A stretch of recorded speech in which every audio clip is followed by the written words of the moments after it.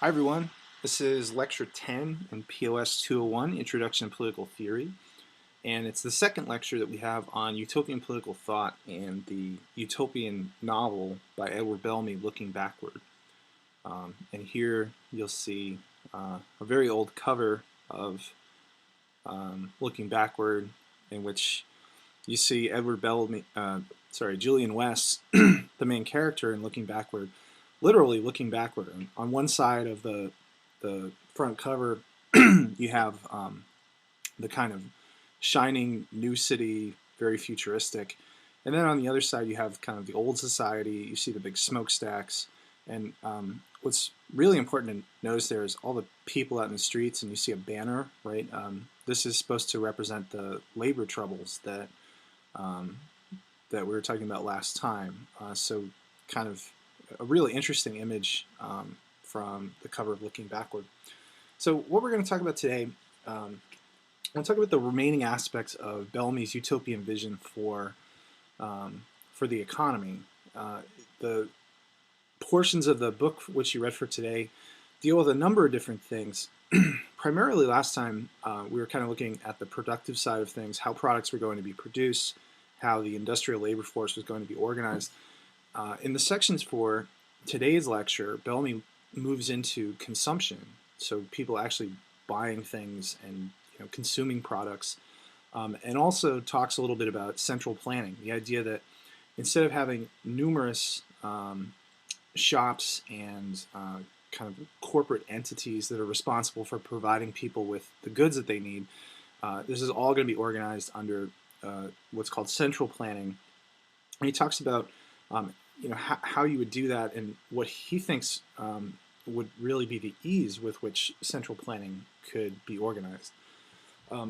He also addresses the issue, kind of delves back into labor a little bit, addresses the issue of how, if everyone is going to collect a universal wage, which is one of the things that we talked about last time, how do you incentivize hard work? In a capitalist system, we incentivize hard work and we incentivize people to produce by potentially giving them more benefits in terms of money, right? But that is not an option in Bellamy's vision for the economy and for society. So you have to figure out an alternative way to incentivize hard work and incentivize production, and he's going to talk about how you do that. And he also gets more directly into the question of politics. One of the threats that encounters any sort of system that has this extensive government management of the economy is corruption.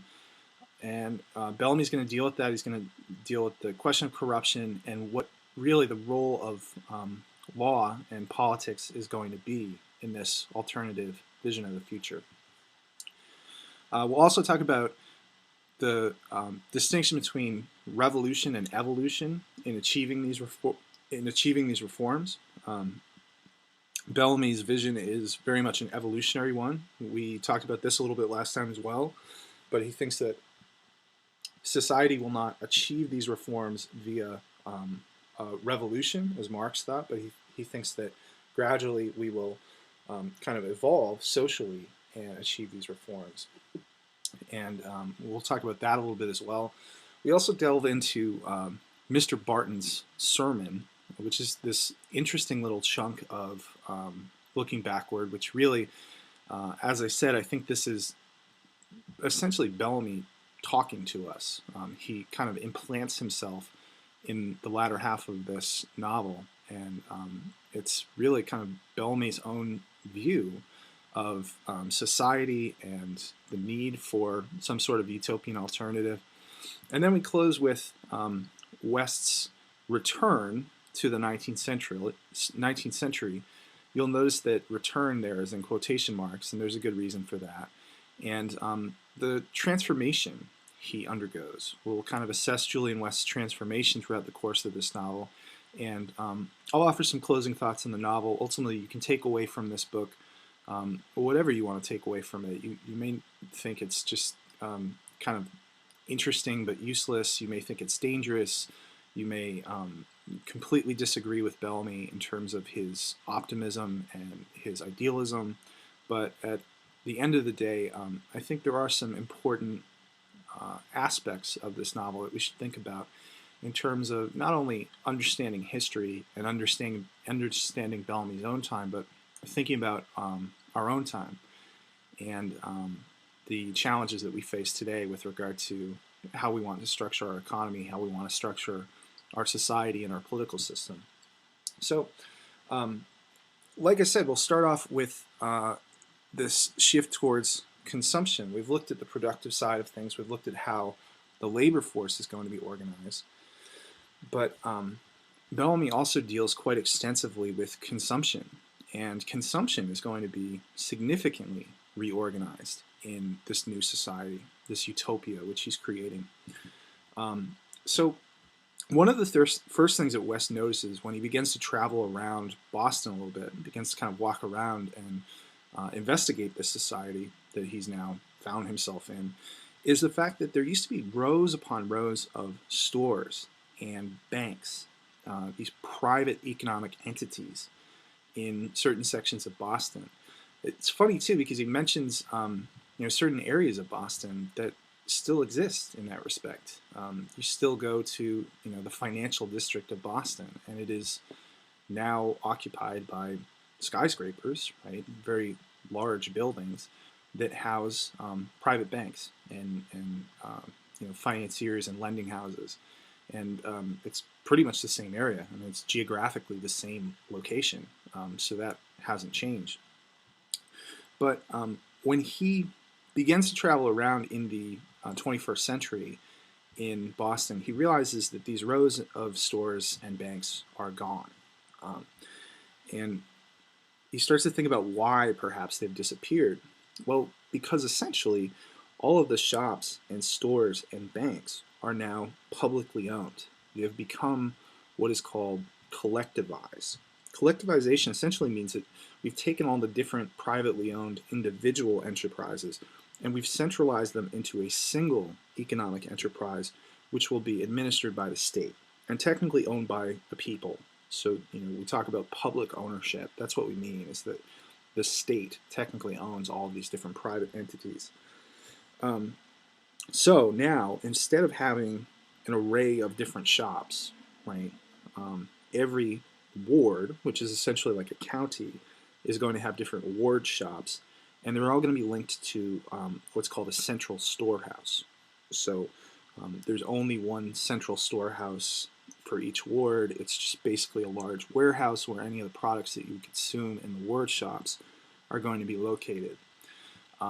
So, to think of this in terms of our own society, oftentimes we have these areas of our towns or our cities that are just these massive expanses of private shops and stores. If you think of kind of the Bangor Mall area, right? You have this sizable chunk of the city of Bangor that is just different shops, right? An entire section of a city taken over by commerce and private enterprise. And that's what existed in Boston in Bellamy's time and in Julian West's time in the 19th century. But that's now gone.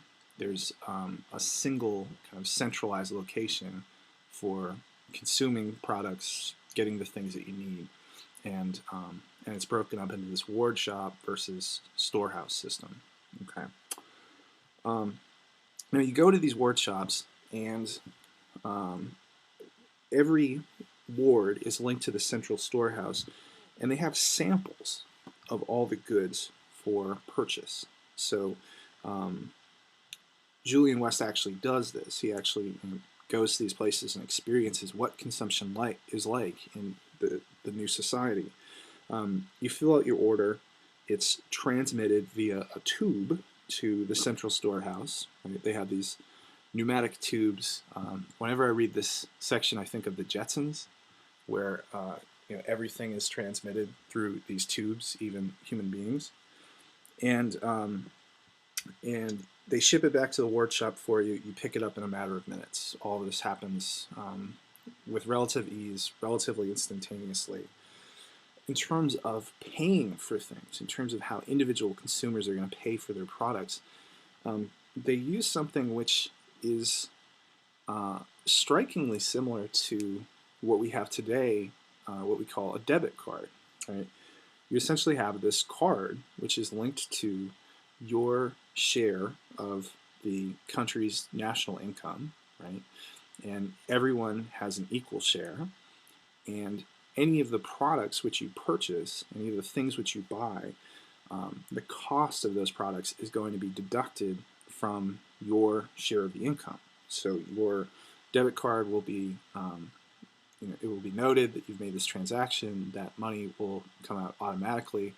Essentially, Bellamy was envisioning in the 19th century, which is really remarkable, the movement away from cash currency, coins and dollar bills, to some sort of kind of virtual currency, where you would have a balance. That balance, there would be a deduction from it, and all of that could occur without us actually having to carry around a bunch of cash with us, which is a relatively recent phenomenon. It's only really happened in the past 10 years or so that we've moved towards, very few people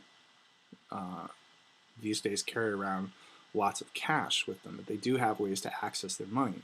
So it's one of these instances in which Bellamy kind of envisioned a future innovation that now is kind of the norm, at least in our society. So what does this mean for consumption, to have this system, to have this collectivized ward shop system? It means a lot of different things. Essentially, there's no middleman, right? The government is the producer, and the government is the seller. So you don't have these various kind of tiers of commerce and consumption where individuals, act as wholesale wholesale sellers to various stores, and then there's all of these different tiers in which you have intermediate steps between the good being produced and the consumer actually consuming, buying and consuming the good. That's pretty significant, right? The fact that you've cut out all of these intermediate steps in terms of economic consumption and how we consume the goods that we need. It also means no advertising, right?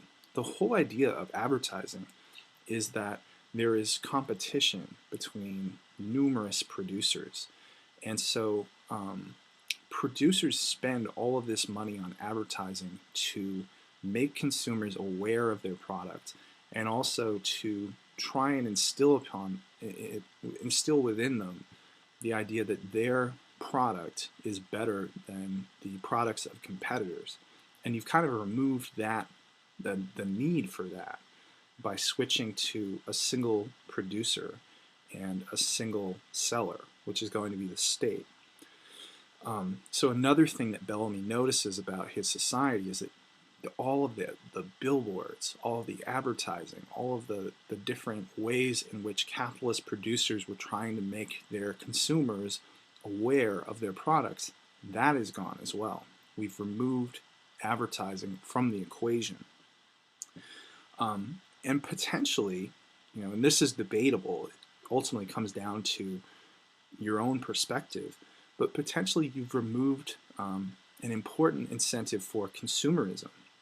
So without all of these constant imperatives to buy and consume, right, which is what advertising is, maybe consumers don't feel as if they need to own and consume as many things.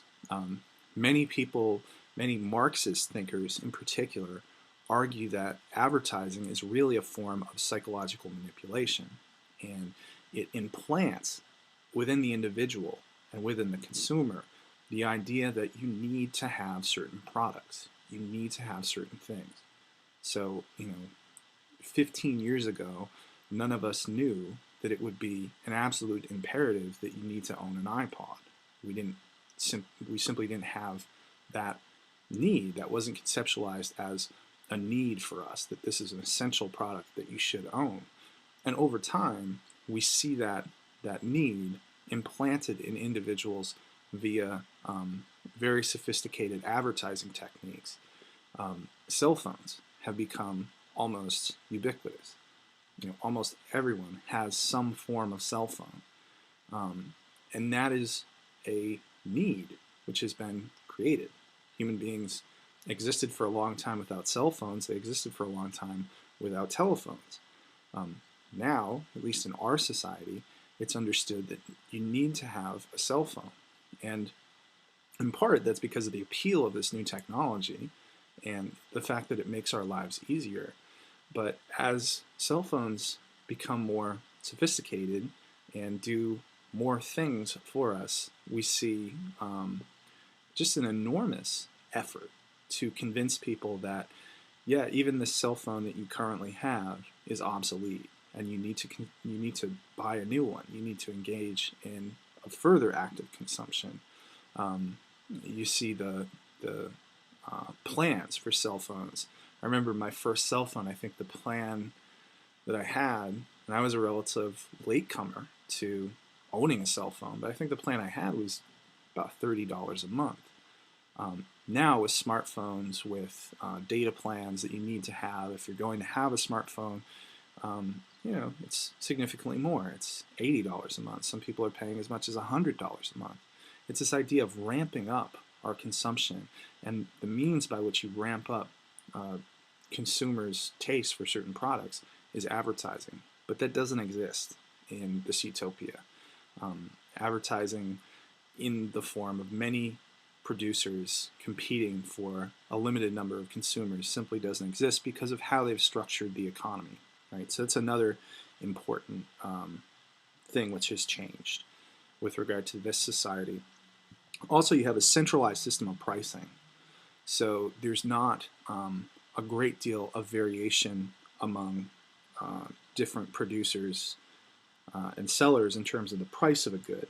There might be some slight corrections based on shipping. If you have to ship the good to a remote location, if you live kind of on the outskirts of a populated area. But for the most part, prices are going to be uniform no matter where you go within not only your ward, right? Not only your county or your geographical location, but it seems like the implication is that prices would be uniform nationwide.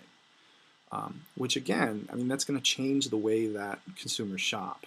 There's not going to be this process of shopping for the best buy, trying to get the best price for a good, because all of that variation has been cut out, right?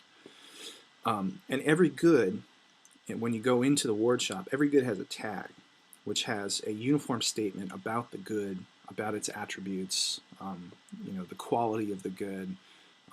So you have clear, unbiased information about the good that you're consuming, and you're less likely to be subject to manipulation, to be subject to aggressive marketing, aggressive selling, etc. So really, the whole realm of consumption has been significantly changed, and away from a capitalist model to what is essentially a socialist model. Right? Consumption and this entire realm of buying things and consuming goods has been collectivized, and it's now under state control. Bellamy talks a little bit about central planning. And this is a little bit further on in the novel. He really talks about the ward shop system on pages 60 to 64, and then a little bit later in the novel on 106 to 110, he starts to talk about central planning. So what is central planning? Oops. Well, central planning is really, when you have a socialist economy, central planning is the means by which economic decisions are made. You don't have capitalist markets. You don't have forces of supply and demand to determine things like prices of goods or wage rates, how much the worker is going to be paid. The idea is that you have the government doing all those things in a centralized fashion, and this is economic planning. So what will the government do now that it wouldn't do in a capitalist economy? Well, it's going to set wages, it's going to determine prices, it's going to be regulating every sector of the economy, ensuring that they're adhering to the standards that they want to see. It's providing for goods in other areas that we don't always associate exclusively with the government. So things like education, art, literature, music, science, research, right? That all falls within the government's role as the central planner. And it's going to provide, in addition to those things, it's going to provide for basic infrastructure, so roads, bridges, upkeep of public buildings, etc. In many ways, this is kind of the antithesis of what Smith was talking about, what Adam Smith was talking about. He was saying that we arrive at optimal outcomes when we allow individuals to choose and when we create a setting in which competition can occur. And Bellamy's really saying something quite different. He's saying, no, actually we don't. We probably don't arrive at optimal outcomes. There's a lot of waste and there's a lot of inefficiency. So he views advertising, he views the presence of middlemen within the economy as extremely wasteful, an extremely wasteful, dedication of resources to these things that ultimately don't provide anything for us. So if you think about like the pharmaceutical industry, that is an industry which in the United States spends billions of dollars on marketing. And marketing doesn't necessarily produce anything for the consumer. Marketing does not ensure that we have better drugs or drugs that more efficiently treat our ailments. It's simply to make the consumer aware of the products that exist. And Bellamy is envisioning a system in which we wouldn't have to do that. We wouldn't have to, because you've kind of eliminated the competition of all of these different private producers, then you wouldn't have to engage in marketing to that scale, to the point where you're devoting billions of dollars every year to simply making consumers aware of your products. And it's not the total antithesis of what Smith is talking about, because he did say that there was a role for some government planning in terms of things like infrastructure and roads, and stuff like that might not be most efficiently provided by private actors, but it's fairly different, right? And the level of government intervention here is probably going to be pretty significant, because those central planners, the people that determine what prices are going to be, what wages are going to be, and most importantly, how much of each good is going to be produced and allocated where, they're going to have to be a pretty expansive bureaucracy in order to do that and to do it well. And think about all the information you have to have in order to do that efficiently and do it well, to ensure that people aren't going to have shortages. That's a significant challenge, right? But Bellamy seems to think that this would happen relatively easily. We see again and again in this book, there's a real faith in the idea that if you organize the economy on a larger scale, then it actually operates more efficiently. There's a quote on page 110, and this is Dr. Leet. He's explaining the process of central planning to Julian West, and he says, this is a quote, "I'm sure that it is within the truth to say that the head of one of the myriad private businesses of your day, who had to maintain sleepless vigilance against the fluctuations of the market, against his rivals, against the failure of his debtors, had a far more trying task than the group of men at Washington who nowadays direct the industries of the entire nation. All of this merely shows, my dear fellow, how much easier it is to do things the right way than the wrong. It is easier for a general up in a balloon with a perfect survey of the field to maneuver 1,000,000 men to victory than for a sergeant to manage a platoon in a thicket." So the idea is that when you centralize the process by which the economy is managed, by which economic decisions are made, things actually begin to operate more efficiently. That's a controversial assertion. Since Bellamy wrote this, we have seen attempts to to do this, to organize economies via central planning.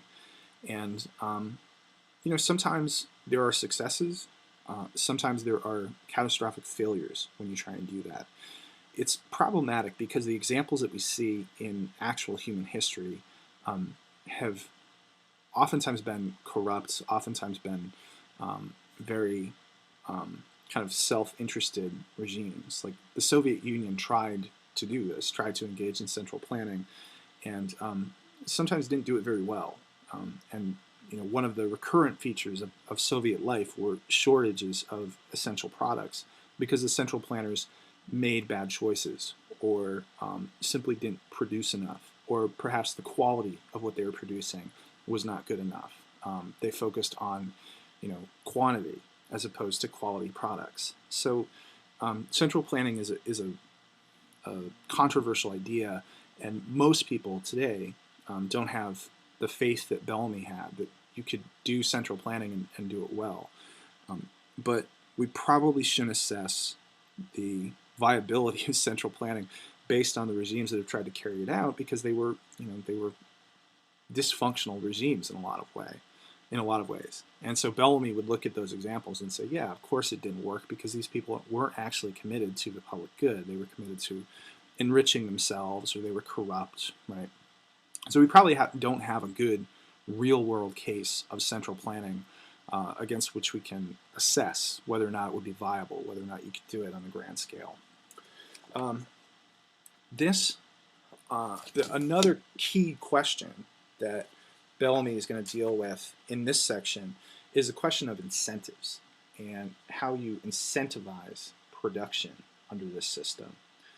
One of the things that you frequently encounter when you start to talk about a socialist society, and particularly when you're talking about a society with a universal wage, is how you incentivize hard work.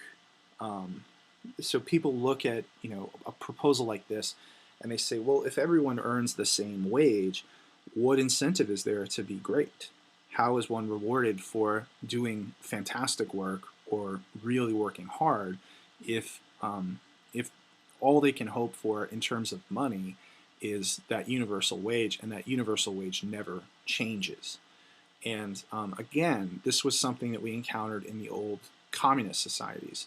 There was a saying in these societies which had not exactly a universal wage, but they usually had very little variation between what someone at the top of the hierarchy, a manager or a boss, would earn versus what someone at the lower end of the hierarchy, rank and file worker, would earn. The gap between those two positions was fairly minimal. And they had this cynical saying that they pretend to pay us, we pretend to work. But essentially, because there isn't this variation in terms of what we're paid, that the whole enterprise of work is kind of devalued. It's kind of just a joke that we show up, we're going to get paid either way, everybody's going to earn the same thing, and the whole kind of value of hard work is lost. But this is something that gets challenged in Bellamy's account. Bellamy's system, because he doesn't have the ability to reward people, incentivize people with a wage, he's going to use what in economics we'd call non-pecuniary returns. Essentially, you create incentives for people that aren't simply money, that aren't simply cash, right? And he thinks that this can incentivize people to perform, can incentivize people to produce, can incentivize people to work hard, right? So non-pecuniary returns, what do we mean by that? Well, it could be something as simple as promotion, right? There is this industrial hierarchy. There's the industrial army, the compulsory labor service. And one of the ways in which you can incentivize people to produce is simply promote them to a higher position. Right? It might not mean anything in terms of wages. Their wages might not increase, but ultimately they'll have a higher position within this industrial army, and hopefully the kind of rank and prestige that goes along with that. Also, distinctions and awards, public recognition. Bellamy talks a lot about this. The idea that, yeah, if people are doing something that's really good and valuable and that we want to encourage, we want to incentivize, you reward them for it. You reward them via public recognition. And also greater democratic control over the workplace. They're going to have a greater say in terms of what happens in the workplace.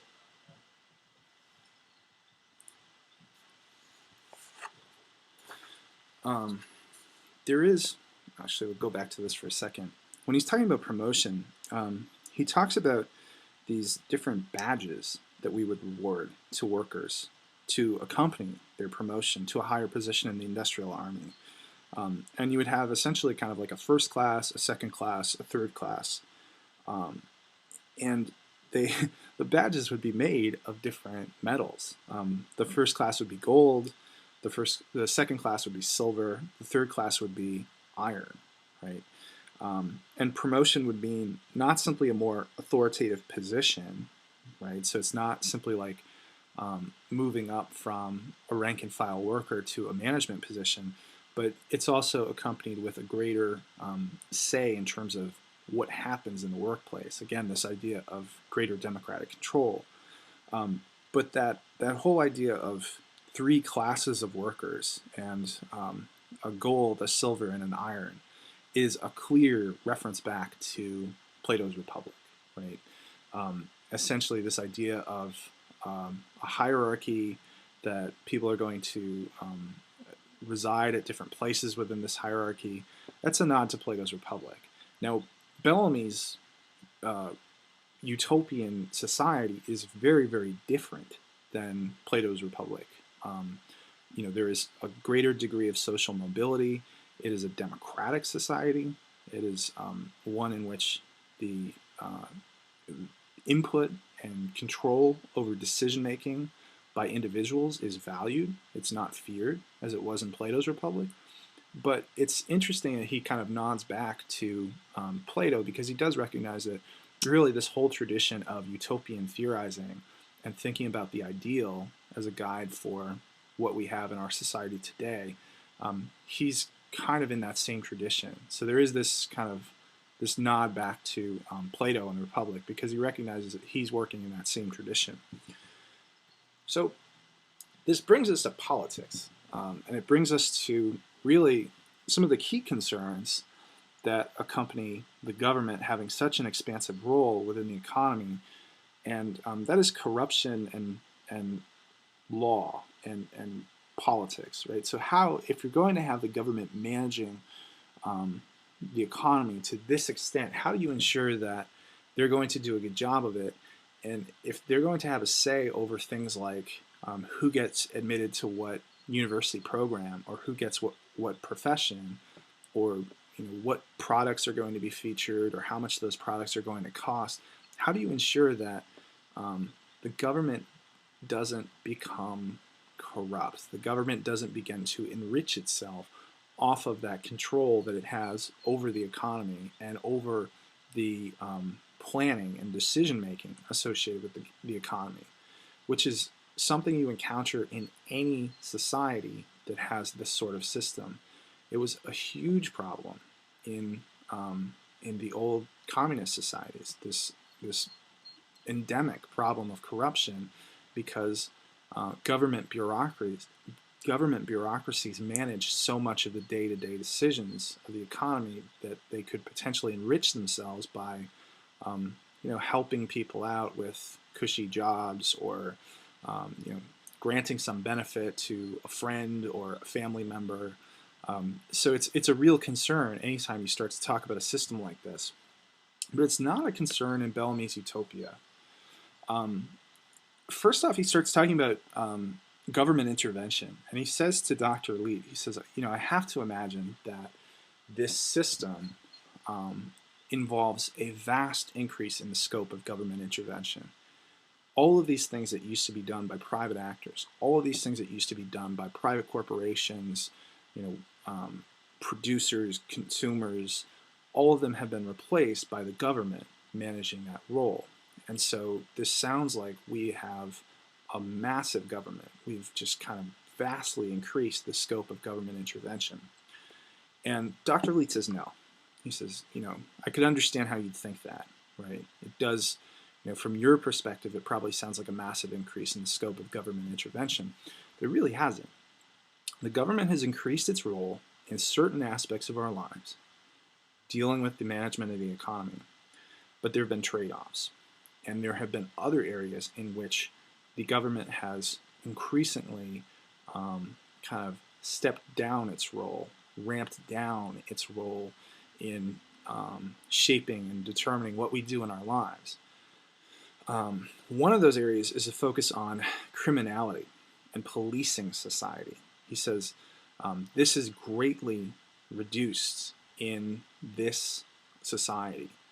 And so while government involvement has expanded in other areas, one of criminality and kind of the policing role that society plays, that the government plays in society, has been greatly reduced.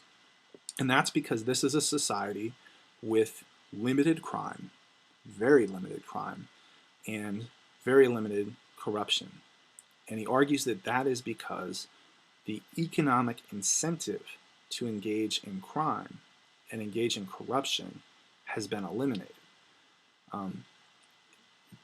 Dr. Leet is essentially saying that the reason that crimes happen, or a core motivation for people to engage in criminality and to engage in corruption, is acquiring wealth and meeting their needs, right? And in a society in which everyone's needs are taken care of, you remove a huge incentive to engage in criminality and corruption. Now, he admits that there are still people who are imbalanced, right? They engage in crime and criminality because they're psychologically there's something wrong with them. They have psychological problems, but that's a much smaller percentage of the people who engage in crime and corruption. The vast majority of people who engage in crime and corruption, according to Leet and according to Bellamy, are people who, have needs. Their opportunities in life are limited, and so they need to kind of provide for themselves and figure out ways to cheat the system or kind of steal from the system, and they do so. And when you've removed that element from society, when you've removed that condition from the society in which you live, the realm of what the state has to do in terms of containing crime and containing corruption is really limited. Those individuals who still do engage in crime, Bellamy writes that they will be dealt with, but for the most part, the focus is going to be on rehabilitation of those individuals. So he has this kind of humanistic approach towards how you deal with criminals, how you deal with antisocial behavior that isn't focused on punishment. It's more focused on rehabilitating individuals and giving them the opportunities to succeed in society. It's a very kind of European perspective. This isn't the perspective that we have in the United States by and large. We're kind of a law and order society. We tend to think that criminals ought to be punished. We often have notions that criminals have a certain nature and they can never be reformed, and so the best solution is to just kind of lock them away.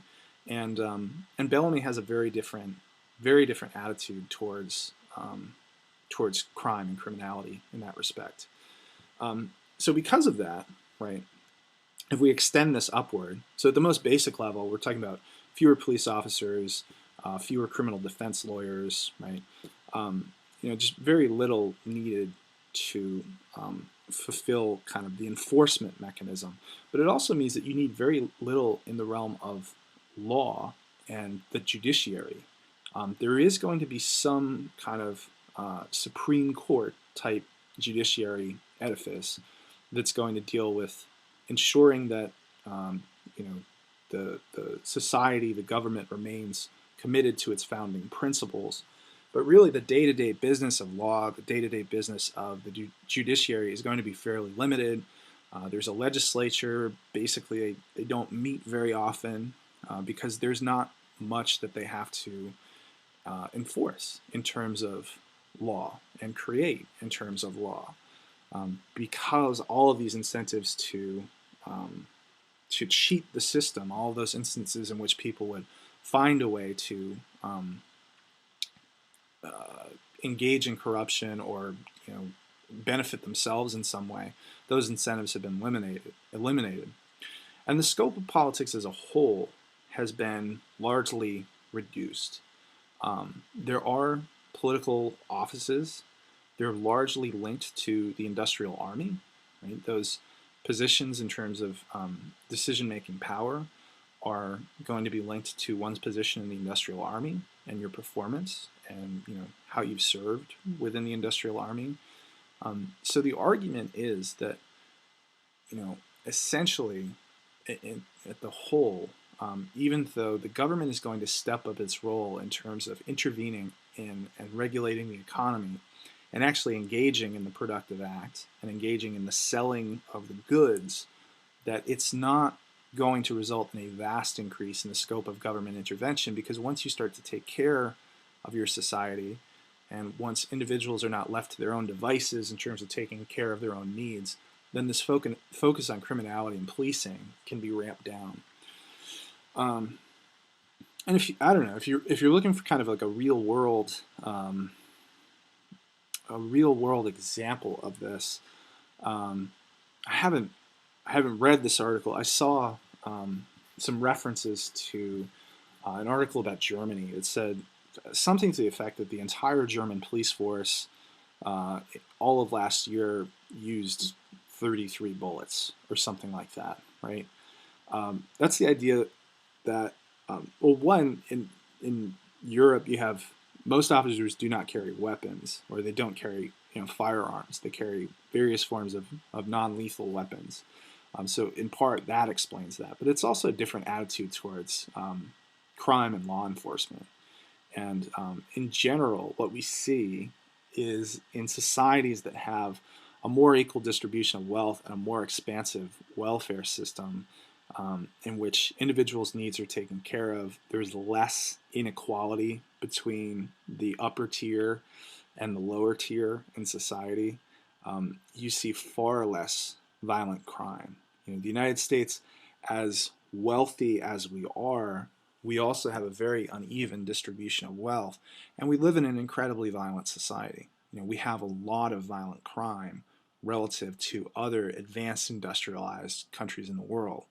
And so we have to focus quite a bit on law enforcement and criminality and policing. But other societies who are, equally wealthy to us do not. And the argument Bellamy is making is because the citizens are better taken care of. The citizens, you remove a lot of the incentives associated with violent crime when you take care of your citizens, and so it's imperative that the state perform that role. That's an assertion that I imagine we could have a long debate about, but that's his position at least, and that's a fairly common kind of European socialist position, that a more expansive welfare state means that there's going to be less crime, and you can devote more of your resources to taking care of your population as opposed to ensuring that they comply with the law and punishing them. All right, so revolution versus evolution. We said last time that when we were talking about Bellamy the man, we said that Bellamy has he was influenced by ideas of evolution, and in particular social evolution, social Darwinism, that were circulating in the 19th century. This idea that in the same way that biological organisms evolve and adapt over time, so do societies, and so do large groups of people. And this is ultimately how he thinks that. This is how Bellamy thinks that the changes that are needed, this creation of a socialist utopia, he thinks that's how it will come about. He's an evolutionary socialist. We said that Marx, was a revolutionary socialist. He thought the only way that you achieve this sort of change is through violent revolution. It's just the only way that the bourgeoisie will ever begin to enact these sorts of changes. And, or not even, the bourgeoisie won't be enacting them, but you kind of have to get the bourgeoisie out of the way, oftentimes violently, in order to produce these sorts of changes. And West has a very, Bellamy has a very different position. Bellamy is an evolutionary socialist, and so he thinks that these changes can occur non-violently. And he talks a little bit about this through the character of West. At one point, it's another one of these discussions between Dr. Leet and Julian West. And at one point, West says to him,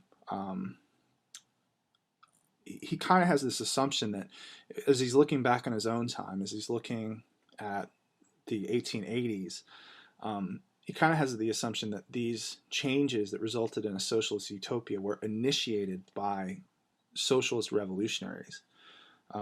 He says to the doctor, by the way, what part did the followers of the red flag take in the establishment of the new order of things? They were making considerable noise, the last thing I knew. Followers of the red flag meaning socialist revolutionaries, meaning, Marxists and socialists who believed that the only way you were going to achieve a socialist society was to overthrow the existing society violently.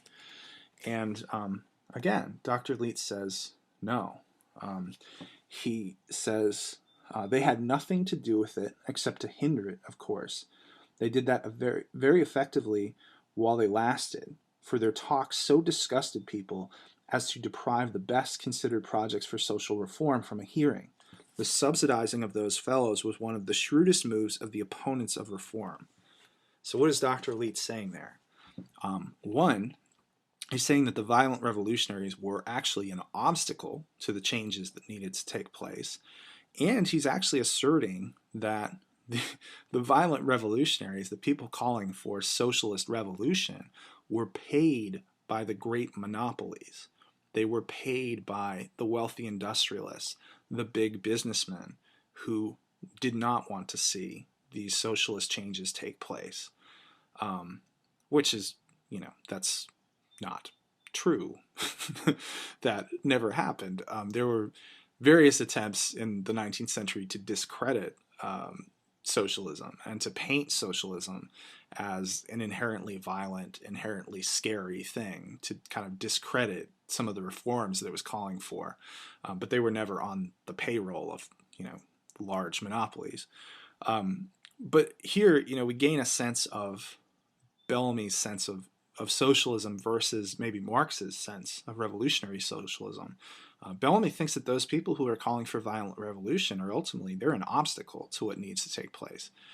He thinks that they get in the way. They scare people into thinking that the only way that society is going to change is through a bloodbath. And so people are turned off by that. People reject that. People want to believe that there's a possibility for nonviolent change.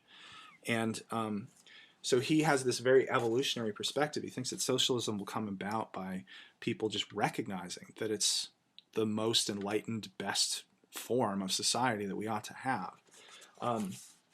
You also get a sense of why Bellamy was so controversial among his fellow socialists. I mentioned there was this book written in response to Looking Backward called The News from Nowhere by William Morris. And essentially his position was that, Bellamy has this rosy vision where we arrive at socialism simply by recognizing that socialism would be better. And that's kind of silly, right? There's very strong, powerful, well-organized forces that have lots of money that are going to resist things like collectivizing private property or the means of production. And so it's kind of, it's problematic to think that we can simply evolve towards socialism. And the fact that he would say things so critical about the people that held a more radical position of socialism, a more revolutionary conception of socialism, you begin to understand why he was criticized in the way he was. So that leads us up to Mr. Barton's sermon. And Mr. Barton's sermon is really, really interesting. As I said, it's probably, more than any other section of this novel, it's really Bellamy just kind of implanting himself in the middle of the narrative. It's interesting how it comes about. It's kind of interesting how we hear this sermon. One of the other things, and again, you have to keep in mind the time period here and how Bellamy is foreseeing things that would only come much later.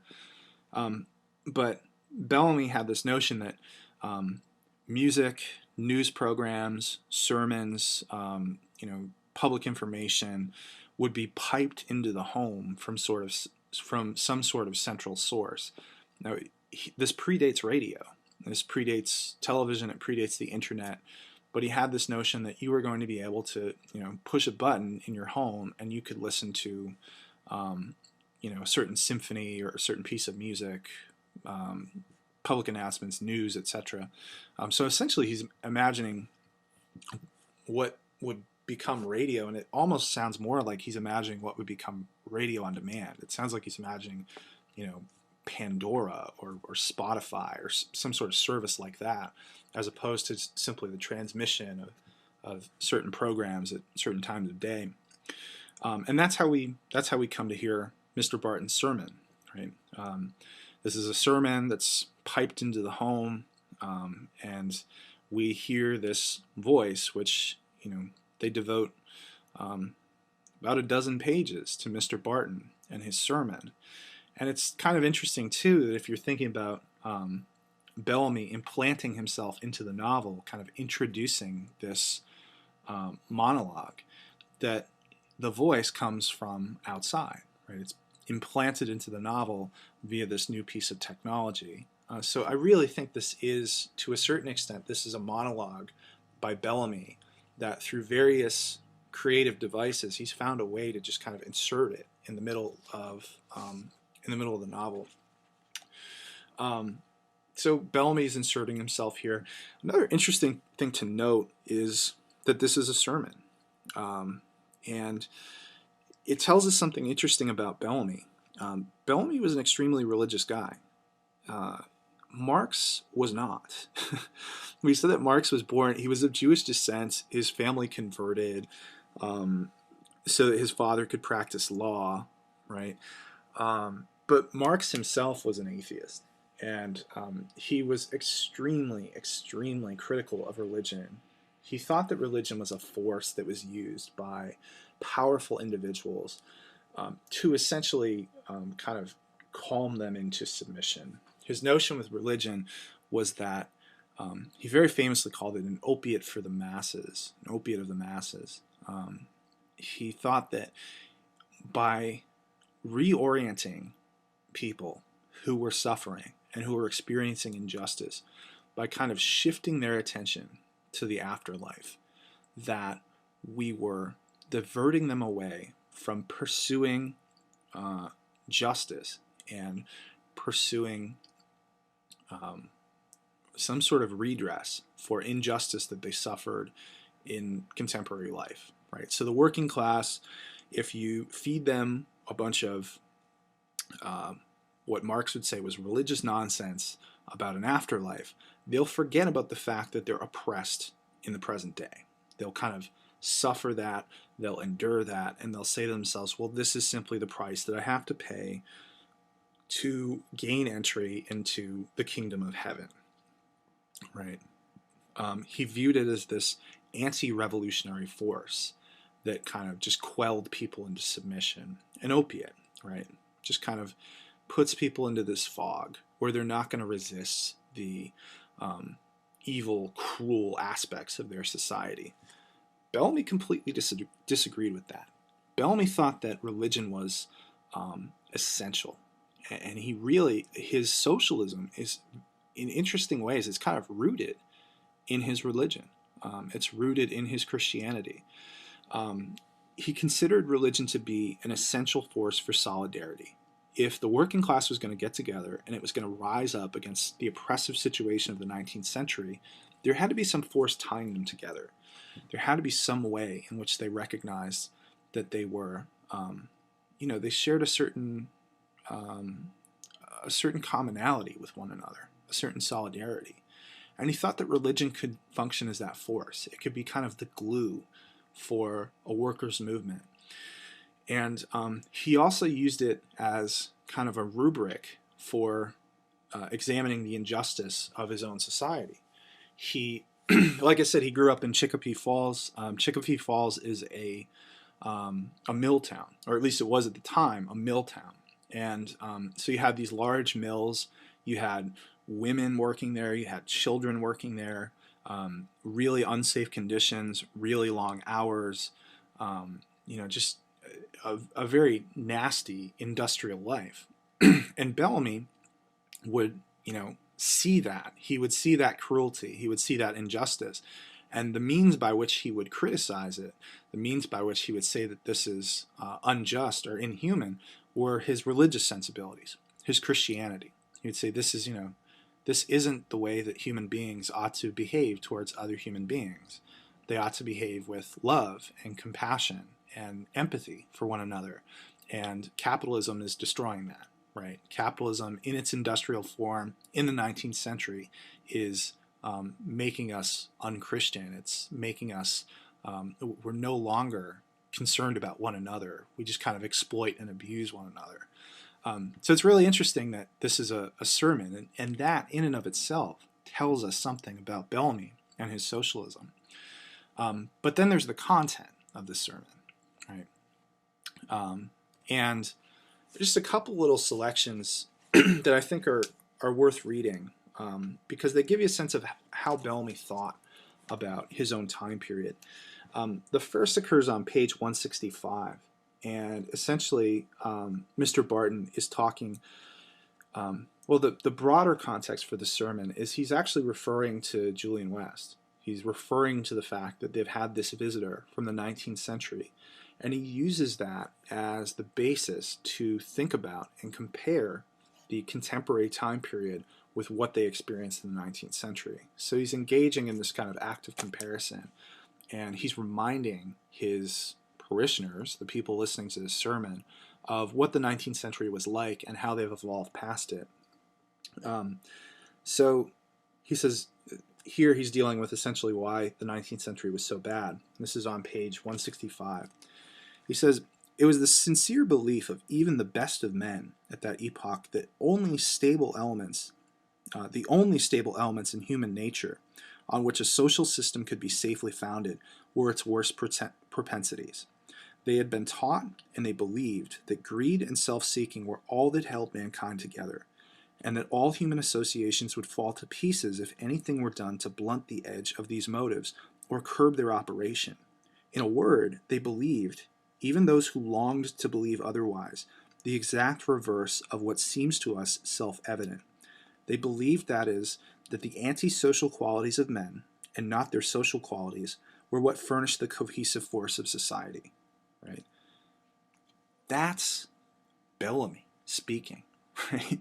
That's Bellamy saying that, look, the problem with the 19th century, which for him, that's his time period. That's the period in which he lives.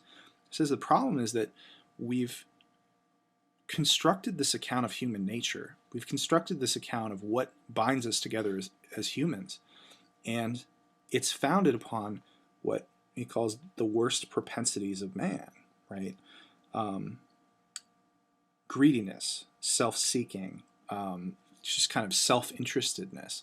That's the conception of human nature that we've created.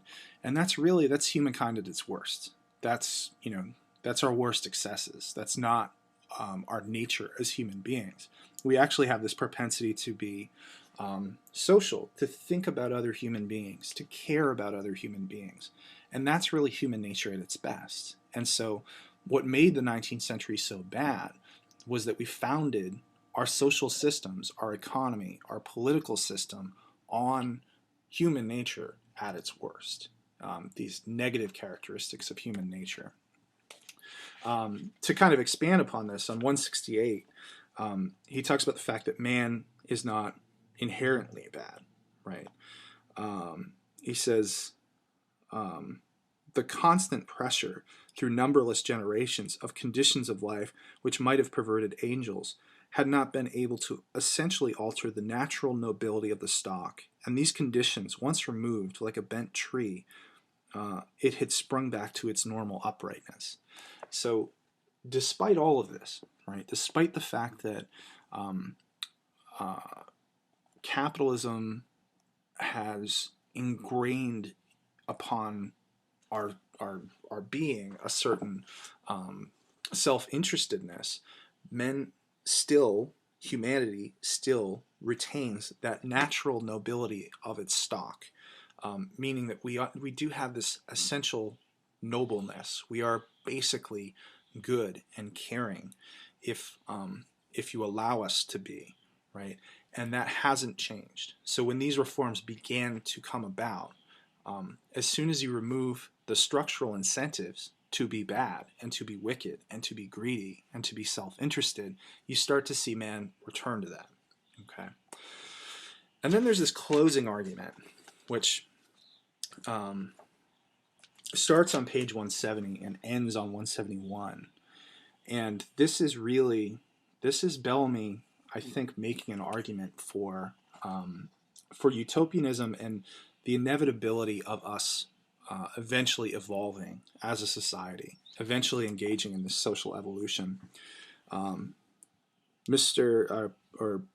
Barton, but really Bellamy, as we've said, he says, humanity has entered on a new phase of spiritual development, an evolution of higher faculties, the very existence of which in human nature our ancestors scarcely suspected. In the place of dreary hopelessness of the 19th century, its profound pessimism as to the future of humanity, the animating idea of the present age is an enthusiastic conception of the opportunities of our earthly existence and the unbounded possibilities of human nature. The betterment of mankind from generation to generation, physically, mentally, morally, is recognized as the one great object supremely worthy of effort and of sacrifice. We believe the race for the first time to have entered on the realization of God's ideal of it, and each generation now must be a step upward. Right? That is the idea that we are constantly in a process of social evolution. Right? It is inevitable that we will continue to progress. And when we look back at previous eras in human history, so when we look back, in the 21st century at what was happening in the late 19th century, as Mr. Barton is doing in this sermon, we're kind of shocked that things that were commonplace, activities that were the norms, conventions, expectations of those times, we're shocked to look at them and see how barbaric and awful some of them were. If we think about the life of a worker in an industrial factory in the 19th century, we recognize that it was a terrible existence. And we're thankful that in some ways we've moved beyond that, right? And that's that idea of social evolution. It's that idea of us moving forward as a society. Those things which are regressive, those things which are, problematic in terms of suffering and misery, we eventually move beyond those things. It may take time. Evolution is not instantaneous, but eventually we begin to move beyond those things. And it also gives you a sense of why Bellamy thought utopianism was so important. Utopian thought and utopian fiction was so important because it enables us to take that perspective while still remaining in our own time period. So ultimately, the way that Bellamy has constructed this novel enables him to, from the 21st century, look back on the 19th century and judge it from a perspective that's outside the 19th century, even though he's still writing in 1887, 1888, right? It enables us some sort of critical distance. And that's why I think this sermon's so important. It's, to the extent that we get Bellamy actually telling us how he feels about things like religion, about human nature, about man's natural propensities, about social evolution. You get it in this short chunk of text. You get it in about 11 or 12 pages right towards the end of the novel. So Mr. Barton's sermon is really interesting to think about. To kind of close out the novel, there is this strange occurrence that happens basically in the last few chapters of the book, on pages 180 to 94, where we engage in some time travel once again, right? The whole novel is founded upon the idea of time travel. It's founded upon the idea that West goes to sleep in the 19th century and he wakes up in the 21st century. But at the close of the book, West wakes up and he's back in the 19th century. He's fallen asleep and thinks he's woken up from a dream back in his own time. He thinks that he imagined this entire thing, this, going to this new society, meeting the elites, learning about this utopian society. He thinks he's just kind of dreamed it all up. And so initially, right, when he first woke up and first experienced the shock of being in the year 2000, he had longed to return to his own time period. But now he finds it confronts him as a nightmare, right? He is not happy to be back in his own time period. But it's kind of a ghastly experience. So what does he see? Well, he sees poverty. He sees the dirty city that he knew. He sees industrial production on a grand scale. Those great masses of stores that we talked about, right? All of these, individual stores selling things, and all of the advertising that was plastered on every single building and every single billboard. That's all back. And these were things that he had, when he lived in the 19th century, he had walked by and he had never thought twice about. He had never thought twice about how disorienting it is to be in a city and to be in a crowd of people that are rushing around from one place to another. And, just thought that was the way it was, just thought that was how society had to be.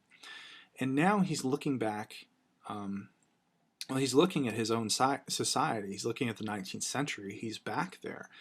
But he's experiencing it, it's almost like he has a new set of lenses through which he's viewing it, right? There's this quote, this is on page 185, right towards the end of the novel.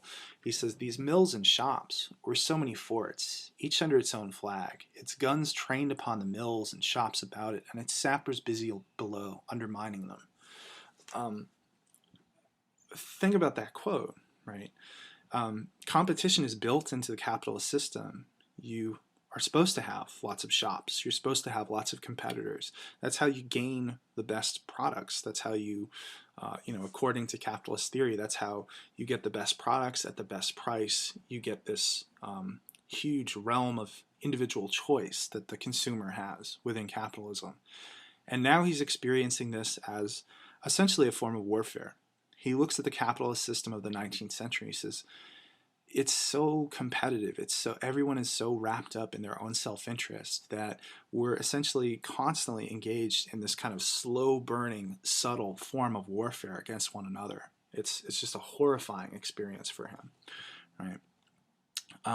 And he begins to try to tell the people in his society that there is another possibility, right? He begins to try and tell his story, that it doesn't have to be like this. We don't have to have this society. We don't have to have the labor troubles and workers being exploited. We don't have to have these massive rows of shops. We don't have to have the poverty, the inequality, the dirtiness, all of the disgusting things associated with our society.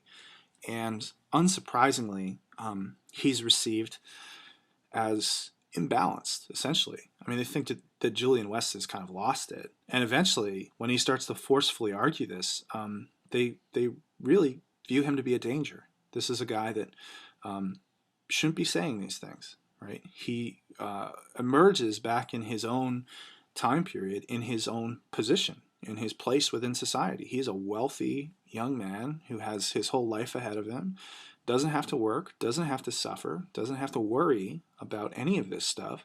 And here he is saying that we need to fundamentally overhaul society and overturn capitalism. And so he's received as a lunatic. He's rejected by 19th century society. He's rejected by even people who cared about him, people he was close to at that time.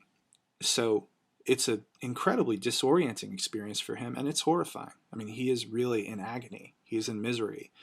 And the only thing that has changed, the only, the conditions haven't changed. The society that he goes back to is the same society he left. But he's just had this different experience. He's had this realization that there is another possibility. And so now that he knows that, now that he recognizes that, he experiences that society that he lived in just with horror. It's an incredibly horrifying experience for him. But it's kind of a confusing ending, right? Because there's so much jumping back and forth between different time periods. But the dream that he has, that he returns to the 19th century, it's only a dream, right? He fell asleep, he wakes up, he returns to 21st century Boston. He's living in this utopian society. And to top it off, Edith Leete, the daughter of the Leetes, very nice young woman who's kind and compassionate, and she's showing Julian West around. He finds out that she is related to Edith Bartlett. She's related to the woman that he was engaged to marry, who's now long dead, but he's in love with her. He's in love with Edith. So he returns to his utopian society. He now has a new love. Kind of a cheesy ending, right? Kind of a cheesy Hollywood ending. Everything's great. Julian West is in love, and the credits roll. It's a very happy ending, almost too happy. But it is a utopian novel, right? So I guess it wouldn't be a utopia if he stayed in Boston in the 19th century. Just some closing thoughts on looking backward and perhaps what this helps us think about. One, it's really hard to think about alternatives to your political system, alternatives to your economic system, alternatives to the norms of your society when you're thinking within that society, right? So it's very hard for us to imagine alternatives to capitalism when we live in a society in which capitalism is so ever-present. It is so omnipresent in our day-to-day existence. And so you have to figure out creative ways to think about possibilities and to think about alternatives. And potentially looking backward helps us think about some of those alternatives. Even if we ultimately think about those alternatives, right? We read looking backward and we decide that, no, we wouldn't want that, right? We actually, that is presented, the things that Bellamy presents in looking backward, if we actually tried to enact them, they wouldn't succeed. Well, at least we can consider them, right? At least we can think about them. And this interesting kind of device that's used in looking backward, stepping outside your own society, that's one way that we can do it. We can think about an alternative to the system that exists by kind of just engaging in imagination, using our imagination to think about an alternative and whether or not we would want it. Looking backward also, at the very least, it makes us consider, it makes us think about these claims of human nature. Oftentimes when you want to change something, and particularly when you want to change something really fundamental, you think that there's a practice within society that's deficient, that's regressive, that's ultimately that we're capable of something much more. People will say, well, you can't do that. I mean, that's against human nature. If you try to do that, it will fail because that's not what human beings are like. That can be problematic. Human nature can almost exist as kind of something that bludgeons any consideration of alternatives. And looking backwards at least forces us to consider the claim that human nature is not fixed for all time. We begin to recognize the malleability of human nature, that human beings are creatures that adapt, right? And if you change the parameters of their existence, if you change the setting in which human beings exist, then there's a possibility that you also change that quote-unquote human nature as well. So human nature is not something that we're born with. It's not something that's imprinted upon us as a species, but ultimately it's something that's malleable, and has a certain degree of change. It can morph and evolve over time. And so ultimately, looking backward forces us to consider whether we are inherently self-interested and inherently greedy and think of ourselves and that's basically it? Or are we something else? Are we, potentially these empathetic, caring, kind creatures? And once we have institutions that can foster those qualities, that can nurture those qualities, then we begin to move towards something else, potentially, right? But we don't know. There's no final answer to that question. Looking backwards just makes us think about it. So for next time, there's a video clip online. I think one of the hardest things about considering Edward Bellamy's novel is the fact that if you think about socialist experiments that have existed in the world, if you think about socialist governments, if you think about the former Soviet Union, I've referenced it quite a bit in these two lectures. They're pretty hideous examples. It's not anything anyone would want. If we're going to use North Korea as our example for what a centralized, collectivized socialist state looks like, no one's ever going to want that. But there are alternatives that exist. Oftentimes, once you get to the level of state, you start to talk about really corrupt, awful governments. But there's kind of localized alternatives, one of which is featured in this video clip, which you can access through First Class. And these are in Argentina. Essentially, Argentina experienced an economic crisis around 2000, 2001. And it was just a really traumatic time in the country's economic history, in their recent political history. You had massive shutdowns of factories, and basically, much of their industrial sector got shut down, and a lot of money actually left the country. Either foreign investors pulled out their investments, or people who had firms in the country no longer felt their money was safe, and so they sent it abroad to banks in the United States and Europe. And so a lot of companies shut down and remained shut down for a while, and unemployment in Argentina was 30, 40, 50% in some places. And some of the workers began to kind of organize, and some of them actually took over factories by force. They just kind of worked their way into the factories, which had been shut down and locked up, and began to run them. And others did it through, purchasing the factories from the former owners. But what you have in Argentina now is a variety of these collectively run, collectively managed firms called workers' cooperatives. And they operate on the basis of, it's not a hierarchical model. There's not, workers and bosses and owners, but everybody owns a share of the company. And some of them actually have that universal wage idea that we talked about, where, every member of the cooperative gets an equal share in the output, the profit of the company. They share, kind of a universal wage.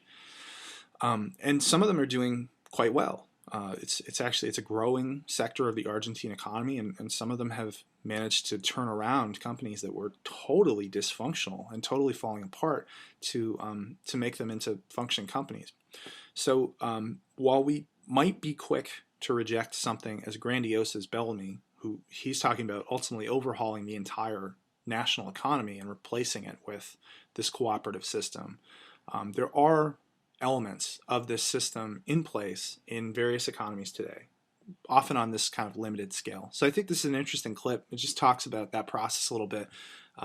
And if you want to talk about it, if you want to kind of share your thoughts on Bellamy or this clip, you can head over to the discussion page and pick up that conversation there. For next class, we are delving into feminist political visions. You have Virginia Held and Elizabeth Cady Stanton. These are two different feminist views. They're examining political theory and political practice through feminist lenses, and it problematizes in certain senses a lot of what we've read thus far. Key influential works of Western political theory, I think especially Held, is saying that they really don't create a space in which we can consider the experiences of women and the ways in which women might have been excluded or marginalized in this thinking. But they argue from a really different set of assumptions. They both end up arguing for women's rights and women's empowerment, but they have kind of different ways they go about it. And so as you read these two pieces, as you read Held and Stanton, keep that in mind, that ultimately I think they probably want the same thing for women, but they do it in really different ways. And so maybe think about some of those differences. And we'll pick up with that in the next lecture. So I'll wrap it there. Thanks very much.